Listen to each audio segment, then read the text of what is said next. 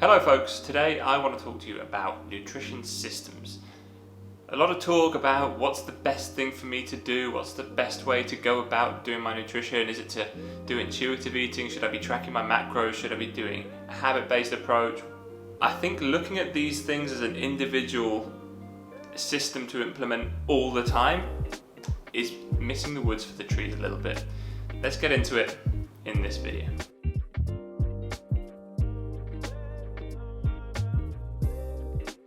So, you've got all these nutrition systems available to you. How should you go about implementing them? How are you going to make them work for you?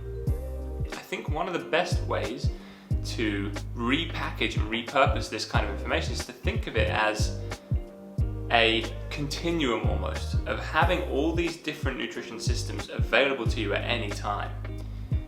And typically, how I work with clients at least is to take them on a journey through these systems as they kind of get like an increase in difficulty and then a little bit of a drop off towards their kind of end goal.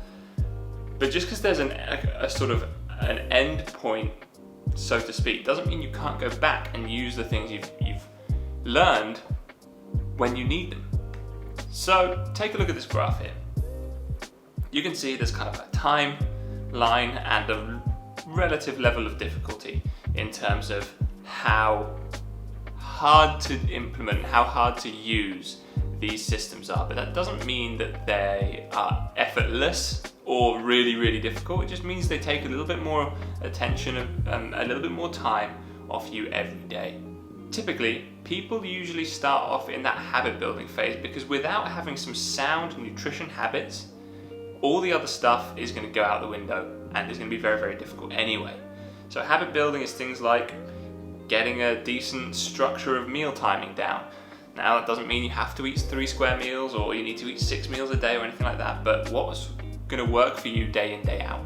Is that going to be timing your meals around intermittent fasting? Is that going to be 3 square meals? Whatever it is, it's about laying down something like that. It's about food choices. Are you eating protein with every meal? Are you having veggies with every meal? Are you eating enough fruit per day? It sounds really basic, but that is actually a better start point for a lot of people than any of the above, because that is going to ingrain a lot of the things you can take into the next few systems and make them ultra successful. So building those habits, then typically people have lost a few kilos, people are looking a little bit more trim, they maybe hit that weight loss plateau.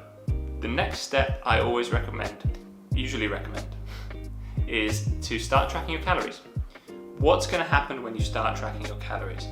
That is going to quantify the stuff you've been doing recently. So now you'll know, okay, maybe you don't change anything, but you just track what you have been doing, and now you know you're at X calories. Maybe we need to bring that down to Y to continue with some fat loss and get you looking absolutely the business. Again, this is a little bit of a step up in difficulty. You need to navigate whatever calorie tracking app you choose to use. You need to understand how to weigh food, raw versus cooked, this and that. A little bit of education needs to go on there, but not too much.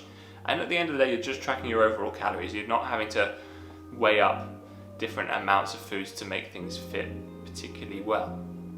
Now, things might go down further down the track and you really want to take your results to the next level. You want to get quite lean. You're looking for that little bit of extra muscularity. Hold on to that lean tissue. Now's the time where tracking calories and protein might be a really good kind of next step. So you're still tracking your calories, but now you're paying attention to that protein macro. Maybe you've been undershooting it for the last kind of couple phases. So now you can pay attention to that protein macro, start adding in a bit more into your diet, holding on, building even some lean tissue. And again, it just takes a little bit of an extra step of difficulty, but the results will come with that. Now, the next phase might be to really go for a hardcore fat loss phase. We're going to get into photo shoot shape, look really lean, shredded six-pack, all that good stuff. That's where tracking the whole lot of macros is going to come in. And this is, technically the most difficult, but it's also the most rewarding. You will learn so much about portion control, what different foods contain, how to mix in and out different food sources to meet your dietary recommendations while not being stuck in this structured meal plan. It's actually, yes, some effort, but super rewarding. So you're tracking all your macros now. And you are going to be paying attention to calories, you're going to be paying attention to protein, but now also your carbs and fat, whatever the goal is of those per day. And then once you've got out of that, you can transition across. Now you've got these great habits. You're eating heaps of veggies and protein, and you're hydrating, and you understand the energy amount in different foods in different portion sizes. Now you can transition across and ease into intuitive, or I like to call it intelligent eating, really. This has kind of been misconstrued, I think, over the last few, maybe year or so, since it's kind of become popular. The reason why I put it at the end of this journey, because intuitive eating toward your intuition or how your body's feeling, is what's got you out of shape in the first place. You already intuitively eat. If you're not happy with where your body is right now, you are intuitively eating already, but you don't have those good habits. Maybe you don't quite have the understanding of what different foods contain, and so the intuitive eating isn't working for you. However, if you revisit that model of eating and that nutrition system, having been on this journey of education and habit building, that intuitive eating is actually going to work very, very well for you. Because yes, okay, now you might wake up, yep, I'm hungry, but you'll understand that, okay, I'm hungry, I should probably have some protein on my plate. I fancy eating some strawberries and I want maybe some yogurt, boom, boom, boom. And you can piece the puzzle together in your brain much more effectively, having been on this nutrition journey. And that's why having these systems as a flow and something to go through is going to be so much more powerful to you. Equally, then you can go back in time, back through the systems and pick which one you want. Say you've been intuitively eating, you've been maintaining your body weight, but you've got a holiday coming up and you want to get super lean, you want to maybe put on a little bit of extra muscle in preparation for it. You can transition back into tracking your calories and protein, or all the macros for a little bit, because now you have that skill in your skill set, and it's going to be very, very easy to transition back into it. It's not going to be as much effort as it was when you first learned it.